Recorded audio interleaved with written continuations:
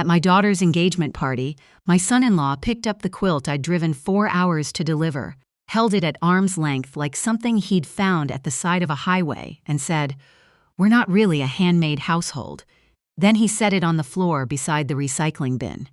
Not in it, beside it, which I have since decided was worse, because it meant he'd thought about it. That night, my daughter called me from the bathroom of her own party, whispering, "Mom, there's something you need to tell me, isn't there? About what was sewn inside it." I sat down at my kitchen table in Sudbury with my tea going cold, and I said, very gently, "Why do you ask, sweetheart?" "Because Aunt Vera just told Nolan what was in the lining. And Mom, he's in the living room right now, shaking." Here's what my son-in-law put beside the recycling bin, and here's what happened to everyone in that room when the truth came out. Welcome to Bold Mom Stories, where the thing they called old-fashioned is almost always the only thing in the room that was made to last. Stay with me to the end. I promise it's worth it. My name is Elspeth Cormack. I'm 67 years old, and I spent 34 years teaching grade 3 at Cambrian Heights Public School, which means I have spent the better part of my adult life watching small people learn that effort is its own kind of reward. Some of them learned it. Some of them grew up and married into my family, but I am getting ahead of myself. Let me start with my husband, because everything starts with Douglas. Douglas died 2 years before that engagement party. Pancreatic cancer, which is the kind that doesn't negotiate. We had 11 months from diagnosis to the day I drove home alone from Health Sciences North with his winter boots in a plastic bag and a parking receipt I kept paying for weeks by accident because my hands just kept doing what they knew. 31 years of marriage. He coached minor hockey, drove a forestry truck for the province, made the best back bacon you have ever eaten in your life, and laughed at his own jokes before he finished telling them. He was, in the specific way of men who don't know they're extraordinary, completely extraordinary. Douglas was also, and this is the part that matters, a saver. Not a wealthy man, not even close. We were a teacher's salary and a government worker's pension, a modest house on Lorne Street, holidays at his brother's camp on Kukagami Lake. But Douglas thought the way certain people think, in decades rather than quarters. And what he saved with a kind of quiet stubbornness that I used to tease him about. "You don't need 4 different GCs, I'd say." And he'd look at me over his reading glasses and say, "You don't need 4 until you do." When our daughter Isabel was born, Douglas opened a registered education savings plan for her. Standard enough. But when she graduated and the respite closed out, Douglas didn't spend the remaining growth. He moved it quietly into something else. A tax-free savings account in his own name, contributions every year, small and consistent the way he did everything. He told me about it once, early on, when Isabel's was maybe 22 and not yet with anyone. "If she ever has children," he said, "I want to have something ready. A proper start, not a check that gets eaten by a couch." I filed that away the way you file things your husband says, when you assume he'll be there to explain them later. He wasn't. 3 weeks before Douglas died, he asked me to bring him the blue folder from the filing cabinet in the spare room. I'd walked past that cabinet 1,000 times. It lived behind the sewing table. I thought it was tax records. It was not tax records. It was 11 years of TFSA statements, annual contribution records, and a handwritten ledger in Douglas's cramped, left-handed printing that tracked every deposit he'd ever made. $60 here, $200 there. A lump sum the year he got a retroactive pay adjustment, another when his mother's estate settled.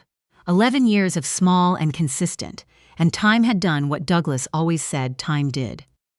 There was also a letter folded into the back of the folder. He'd written it himself undated, on lined paper from a yellow legal pad. He made me read it to him in the hospital room to make sure he'd said what he meant. Then he folded it and put it back and told me what he wanted done with it. "Don't just deposit it somewhere," he said. His voice was thin by then, but his eyes were the same eyes they'd always been. "Put it somewhere it means something. Somewhere she'll find it when she's not expecting it. I want her to understand where it came from, not just what it is." I promised him I would. "I won't tell you the amount yet. The family had to wait, and so can you." Isabel met her fiancé at a work conference in Toronto. "He's from there," Oakville, specifically, and he has the slightly frictionless quality of a person who has never had to wonder very hard about anything. Not unkind, I want to be fair. Not cruel, not then. But from the first time I met him, I had the feeling of watching someone who had been raised to believe that the measure of a thing was how it photographed. He drove a very clean car. He had opinions about wine that he stated as facts.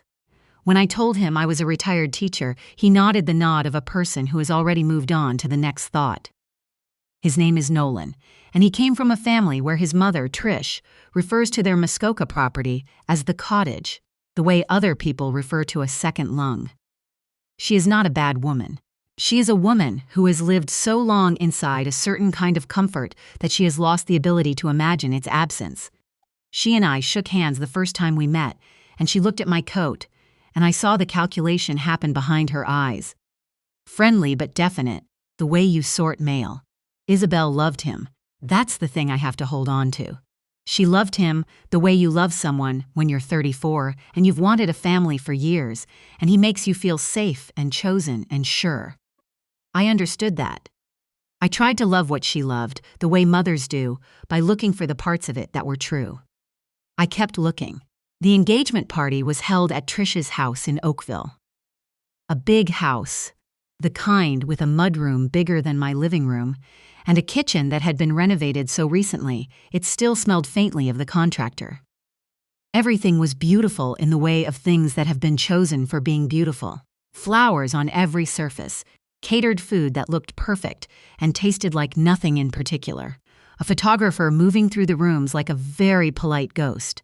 I drove down from Sudbury the day before. 4.5 hours. I had the quilt on the passenger seat, wrapped in brown paper and tied with a piece of blue grosgrain ribbon that had been Douglas's mother's. I talked to him a little on the drive, the way I've done since he died, which I know some people find odd, and I have made my peace with that. "Big weekend, Douglas," I said. "I'm bringing your letter to your daughter. I hope I'm doing this right. I had been making the quilt for 7 months. I need you to understand what 7 months of quilting means at 67, with the beginning of arthritis in my right hand. It means early mornings at the table before the stiffness sets in. It means some days putting it down because the needle wins. It means choosing fabrics slowly and carefully. Cream and sage and a soft coral, the colors of Isabel's childhood bedroom, the colors she's always reached for without knowing why. It means cutting and pressing and piecing and quilting a pattern I'd drafted myself, a pattern I called Kukugami, after the lake, because she spent every summer of her childhood there, and because Douglas loved it, and because I wanted something of that place to go with her into her new life. In one corner, almost invisible unless you know to look, I hand-stitched Douglas's initials, DC, small and neat, the way he would have been about it. Along the bottom seam, I sewed a hidden pocket. I learned the technique from the same place I learned most things about sewing. My own mother, who put pockets in everything because she believed a woman should always have somewhere to put what mattered. Into that pocket, I folded Douglas's TFSA documents, the ones showing the account, the beneficiary designation I'd had updated, and the transfer paperwork I'd already arranged with the bank. And the letter. His letter, in its yellow legal pad handwriting, in a sealed envelope I'd written on in my own hand. "For Isabel. From your father. Please read this privately when you're ready." I stitched the pocket shut with the same thread I'd used for DC in the corner. Same hands, same color, same quiet intention. I wrapped it in the brown paper. I tied the blue ribbon. And I drove to Oakville with Douglas's whole last plan sitting in the seat where he used to ride. I should tell you about Isabel because she is not a villain in this story.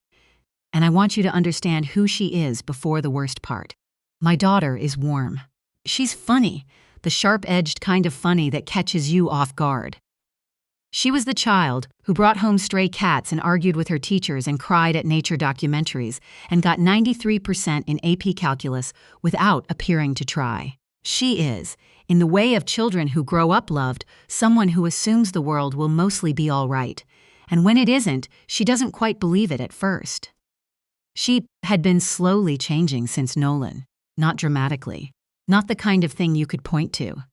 But the changes were the kind a mother notices, the way you notice the temperature dropping a degree at a time. She talked more about where they'd travel, less about where she'd been. She mentioned the Oakville houses more than Lorne Street. She stopped wearing the old blue cardigan she'd had since university, and when I asked about it, she said, "Oh, Nolan thinks it looks a bit tired." I didn't say what I thought about that. I had come to the party to give her the quilt. I had planned exactly how it would go. I would wait until the gift portion of the evening, and when she opened it, I would say quietly, just to her, "There's something in the lining, sweetheart.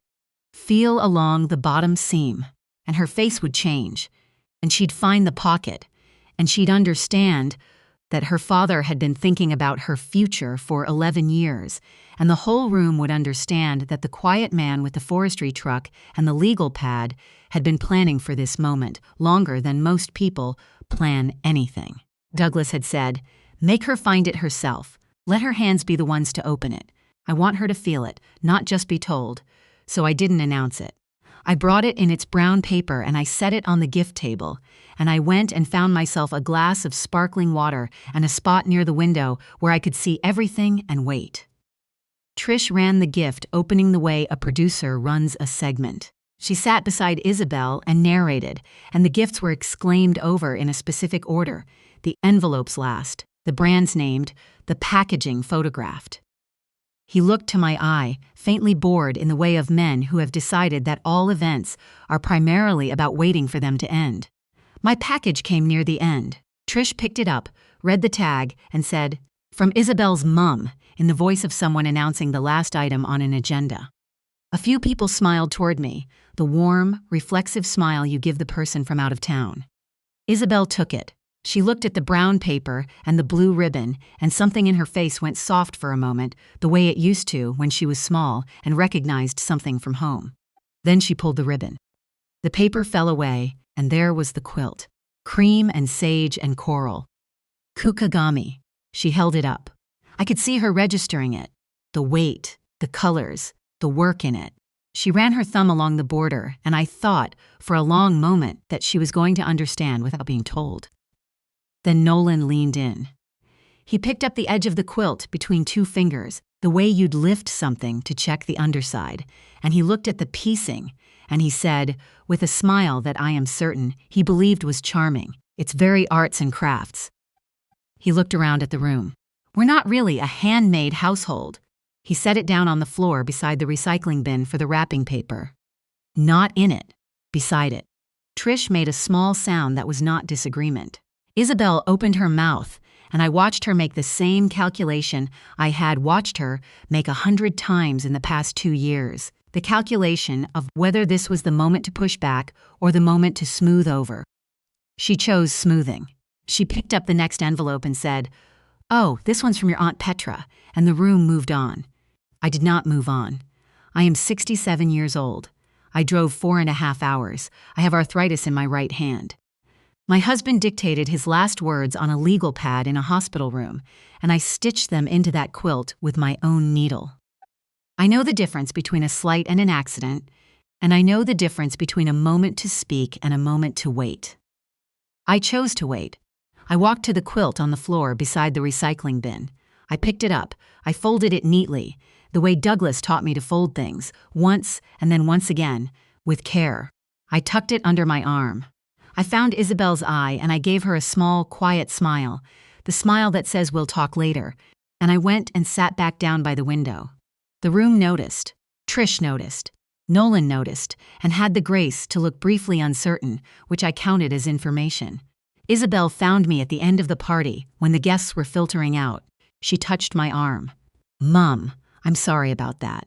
He didn't mean it the way it sounded." I looked at my daughter, this person I had loved for 34 years, and I said, "I know, sweetheart." Because it was kind and because it was true, and because I had already decided that the explaining would happen later, in a room where everyone could hear it. I drove back to the hotel with the quilt on the passenger's seat, and I sat in the parking lot for a while. Not crying. Past crying, actually, though I'd done plenty of it on the drive up when I'd been talking to Douglas and imagining how it was supposed to go.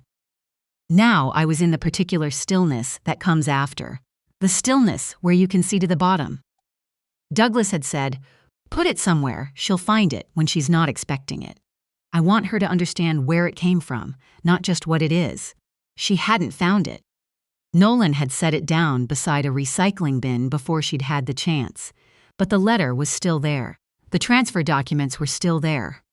Everything Douglas had planned was still stitched shut in the bottom seam, safe, untouched, not thrown away, because it hadn't been found, and now I had it back.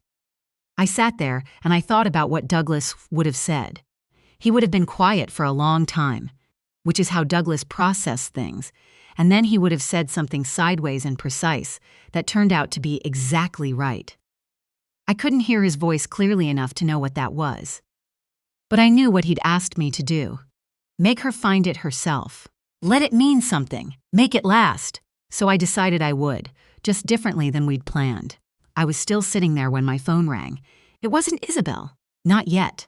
It was her Aunt Vera, Douglas's older sister, who had driven in from Barry and who has, in 69 years on this earth, never once failed to say the things she was thinking. Vera's voice was the voice of a woman swallowing fury. "Elspeth, what he did with that quilt." "I know," I said. "Douglas would have." She stopped. "I'm sorry. I was so angry I did something stupid." "I'm sorry. What did you do, Vera?" "I was standing next to Nolan after you left the room and I told him." Her voice caught. "I told him what was in the lining. The TFSA, the letter, all of it. I didn't think. His face, Elspeth. He's in the living room right now, and he looks like he's been hit by a transport." I closed my eyes. "You didn't know what you were holding," I said. Not to Vera. To Nolan, really. The version of him standing in his mother's living room, starting to understand what he'd set down beside a recycling bin. Vera said, "Isabel overheard some of it. She went to the bathroom. That's why she called you." She hadn't called yet, but I knew she was about to. I thanked Vera. I hung up. I sat with the quilt in my lap, and the parking lot lights coming on around me, and I thought about my daughter in that bathroom, piecing together what she'd overheard, starting to understand that the brown paper package with the blue ribbon had contained more than a quilt. I thought about Nolan in the living room. I thought about what a person does with the information that they've just dismissed, with a throwaway comment about being a handmade household, something built over 11 years by a man who was no longer alive to speak for himself. My phone rang. It was Isabel. She was whispering. "Before I tell you about that call, I want to tell you what I did first, there in the parking lot.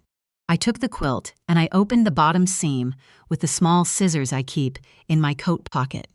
The same ones I've carried for years, the teacher's habit of always having something sharp and useful nearby. I opened the pocket and I checked. The documents were there. The envelope was there. Douglas's printing on the legal pad, his letter to his daughter, sealed and waiting. Everything intact. I held that envelope for a moment in the parking lot dark. I thought about the hospital room. His voice finding the words and losing them and finding them again. His hand squeezing mine when I read it back correctly. "Make it last," he'd said. I was going to. I refolded everything, and I didn't stitch it shut again, because I had a feeling it would be opened properly very soon, in a room where it would mean exactly what it was supposed to mean. Then I answered the phone. "Mum." Her voice was small in the way of adults who have temporarily become children again. "Mom, is it true?" What Aunt Vera told Nolan. "Is there actually something in the quilt?" "There is," I said. She made a sound I had not heard from her in years.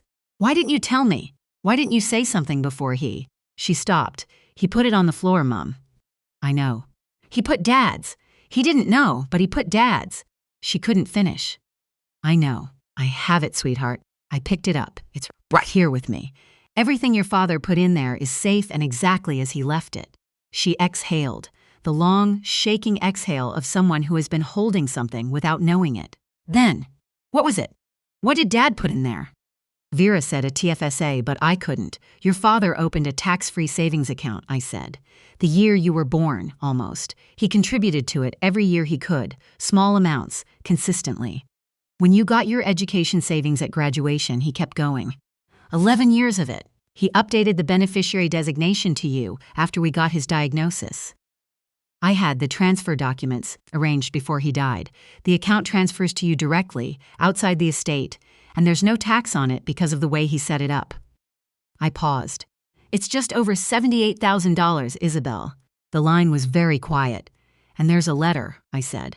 From your father. He dictated it to me in the hospital. It's in an envelope in the quilt.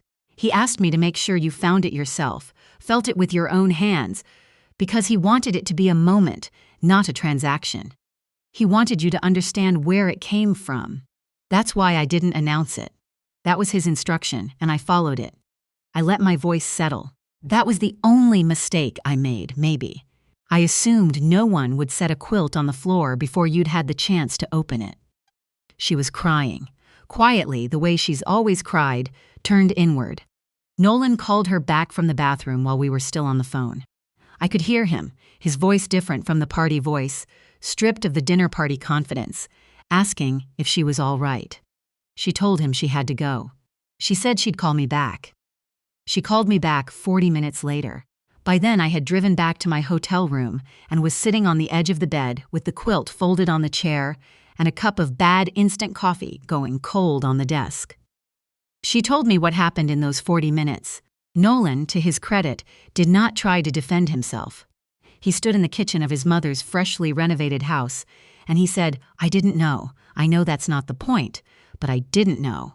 And then he said, more quietly, "I don't know how to do this right, Isabel. I'm sorry." Not a full accounting, not everything it needed to be, but a start. What Isabel said was this. She said that she had known for some time that she'd been slowly setting herself down in places she wouldn't have put herself before. Not dramatically, not in one big moment. Just the cardigan here, the dinner preference there, the way she'd started narrating her own life in a voice that sounded more like Trish and less like herself. She said that standing in that bathroom, understanding what her father had built and hidden, and what had nearly happened to it, she had felt something unlock in her chest that had been locked for longer than she could account for. She said, "I want to come up to Sudbury, Mum. Not for a visit. I want to come home for a weekend, and I want to sit in Dad's chair, and I want you to tell me everything." I said, "Come whenever you want. Your dad's chair isn't going anywhere. It took 3 weeks to arrange the gathering I'd decided on. Not a dinner party. Sunday lunch, my house, the people who mattered, Vera, Isabel, Nolan, and Nolan's mother Trish, because missing it would have told its own story, and I wasn't interested in easy exits. I made chili in the big pot Douglas got at the flea market in New Liskeard in 2003. I made the cornbread Isabel grew up eating. I made the table the way my mother taught me to make it. Cloth napkins, the good plates, a small vase of something green from the garden. When you put care into the setting, you're telling people before they sit down that what's about to happen matters. In the center of the table, folded on top of a wooden cutting board, was the quilt. Trish came in and saw it, and I watched her face do something small and careful. She had known. Nolan had called her the night of the party, and she had spent 3 weeks assembling her response. She landed on gracious regret, which is the response of a person who has done nothing technically wrong and knows it. We ate first. I always eat first at hard things. You cannot do difficult work on an empty stomach, and you cannot trust a room that hasn't broken bread. We talked about Isabel's job, about the coming autumn, about nothing important. Nolan was quiet, quieter than I'd ever seen him. He ate 2 bowls of chili and didn't say anything about the wine. When I cleared the plates, I sat back down and I put my hand flat on the quilt. I said, "I'd like to give Isabel her father's gift now, the way he asked me to give it." The table went still. I looked at my daughter. I said, "Your father, Isabel, spent the last 11 years of his life building something for you. Not because he was worried you couldn't manage. Because he wanted you to know, in a way money can't say on its own, that you were thought of. That you existed in his plans before you even knew you needed a plan." I picked up the small scissors. I opened the bottom seam of the quilt in front of all of them. Slow, deliberate, the scissors following the line I'd sewn in 7 months of early mornings. The thread coming loose stitch by stitch, the way things that are carefully made come undone. Not easily, not quickly, but completely. I drew out the documents first. I set them on the table. "These are the records," I said, "of a tax-free savings account your father opened and contributed to for 11 years. Small amounts, consistent. The same way he did everything. When he was diagnosed, the first thing he did, after telling me, was call the bank and update the beneficiary designation so that this would come to you directly. So that there would be no delay, no complications, no waiting for anything to settle." I smoothed the papers on the table. They're worth $78,412 as of the date of transfer. The number moved around the table the way cold air moves into a warm room. Trish set down her water glass. Nolan looked at the quilt. "And this," I said, lifting the envelope gently, "the way you lift something irreplaceable, is the last letter your father wrote. He dictated it to me in the hospital in October. It's addressed to you. There's a line at the front. He asked me to read aloud the first time the family was all together, and the rest is yours alone, for when you're ready." I opened the envelope. My hands didn't shake. I was proud of that. I read the opening Douglas had written for this moment. "If you're hearing this, I've left the party early, which you know I always hated doing. I've been putting money aside for you since you were small, because the best thing anyone ever gave me wasn't money. It was knowing that someone had thought about my future before I could. That's what I want you to have, not just the account, the knowledge that you were thought about. Every deposit was me thinking about you on a Tuesday in February. Don't spend it on anything that won't last. Spend it on something that your children will point to someday and say, 'Your grandmother and grandfather started that. All my love, Dad.'" Vera was crying. She didn't try to stop or hide it, which is the right approach. Isabel had her hand over her mouth. And Nolan was looking at the quilt on the table, the one he'd set beside a recycling bin 6 weeks ago. And he looked like a man doing arithmetic he hadn't expected to have to do. I didn't rush anything. I let the room be what it needed to be. Then I folded the letter back. I looked at Nolan, and I kept my voice the same temperature it had been through the whole thing, because I had learned that steady is more effective than sharp. I said, "At the engagement party, you picked up this quilt and you told the room you're not a handmade household. Then you put it on the floor. I'm telling you this not to shame you, but because you are marrying my daughter and you will be in my grandchildren's lives, and I need you to understand what you were holding and what you almost didn't find out." He nodded. Once. Short. Trish started to say something, a gentle something, a contextualizing something, and I looked at her once. Trish. She stopped. I said, "You've built a beautiful life for your family. I mean that. But part of what you've built is a way of measuring things that almost cost my daughter her father's last 11 years of love and planning. I'm not asking you to apologize. I'm asking you to understand that the brown paper and the blue ribbon were the point, not the obstacle. He wanted it given simply, by hand, because he trusted that the person receiving it would know that simple things from people who love you are the most expensive things in any room." Silence. Then I told them what I had decided, because this is also something Douglas would have done, and I had spent 6 weeks thinking it through. "The money," I said, "is Isabel's. It always was. I'm not holding it, or redirecting it, or adding conditions to it. Douglas chose her, and I honor that. But I want to say clearly, in front of everyone here, that I expect this family, the family Isabel is building, to know what it's worth and where it came from. Not in a plaque-on-the-wall way. In the way of actually knowing that there was a man who drove a forestry truck and coached hockey and put $60 aside every month for 11 years because he wanted his daughter to have a head start nobody could take away. The quilt," I said, "is coming home with you today. It's been washed. It smells like itself again. I want it on your bed or your couch or wherever you put things you love, and I want it to be the first handmade thing in your household. Non-negotiable." Isabel laughed, a surprised, wet laugh, the best kind. Then I looked at Nolan. I said, "You have the chance now to be the person who understood, not the person who made the comment. That's available to you. I hope you take it." He was quiet for a moment. Then he said, "I'd like to take it. I mean that." I believed him enough to leave it there. Here is what the months after looked like, because I think you deserve the accounting and not just the moment. The transfer went through cleanly, the way Douglas had arranged it. $78,000 outside the estate, into Isabel's hands with no tax implications, the way a TFSA works when you've named your beneficiary properly and kept the paperwork in order. Douglas had kept everything in order. Of course he had. Isabel and Nolan used the first portion of it as the down payment on a house, not in Oakville.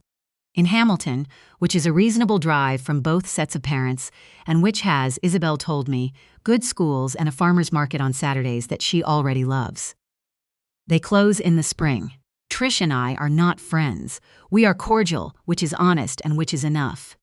She has stopped narrating gifts by brand in my presence, which I consider a reasonable evolution. Nolan came to Sudbury in November on his own, not with Isabel. He sat at my kitchen table and drank the tea I made him, and after some conversation that was careful on both sides, he said, "I've been thinking about what you said, about how I measure things." He paused. "I think I've been wrong about a lot of it for a long time, and I think I didn't know until someone put it in front of me clearly enough to see," I said. "Your father-in-law couldn't be there to put it in front of you himself. I'm glad I could do it for him." He asked if he could see the quilt. I showed him the corner with DC in it, the initials I'd sewn small and neat, where you'd only find them if you knew to look. He said, "I didn't see that at the party." I said, "Most people don't. You have to know to look." He nodded at that for a long time. Isabel calls me twice a week now. More, sometimes. She's wearing the blue cardigan again. She mentioned it once, casually, in a way that told me it wasn't casual. I found it in a box in the storage unit. I don't know why I put it away. I didn't say anything about it. I didn't need to. Vera and I have dinner every few weeks. She still apologizes for telling Nolan at the party, and I tell her every time that if she hadn't, the gathering at my table might never have happened. The fuse she lit the room. I'm grateful for it. The quilt is on Isabel's couch in the Hamilton house, the one they haven't moved into yet but have already been visiting on weekends, measuring walls, imagining furniture. She sent me a photo of it there, the cream and sage and coral against the pale afternoon light coming through the front windows. She wrote under it, "Dad's in the house before we are. I keep that photo on my phone. Some mornings when my hand doesn't want to work, I look at it instead of the needle, and then I look at the needle again." I'm making something for the Hamilton house. I don't know exactly what yet. A table runner, maybe, or a small wall piece. Something to hang in the front hallway where you see it when you come in. I have the colors picked out. I have Douglas's initials drafted in the corner where they'll be small enough that you'd have to know to look. I believe in making things that outlast the making of them. I believe in the kind of love that you sew in quietly and leave for people to find when they need it most. Douglas believed that too, and he spent 11 years proving it. $60 at a time, on Tuesdays in February when nobody was watching. The world keeps telling you that worth is something you can see from across the room. Something with a label, a brand, a price that announces itself.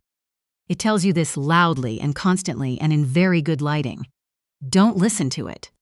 The most valuable things are almost always quiet. They're in the corner where nobody looked. They're in the bottom seam of something somebody made by hand at 5 in the morning before the stiffness came. They are waiting, patient and exact, for the right person to feel along the seam and find them. Learn how to look, and if you love something, make it well. Make it last. If this reminded you of something handmade that still matters to you, a quilt, a sweater, a letter in a drawer, tell me in the comments tonight. Drop a comment and subscribe. And I'll see you next time.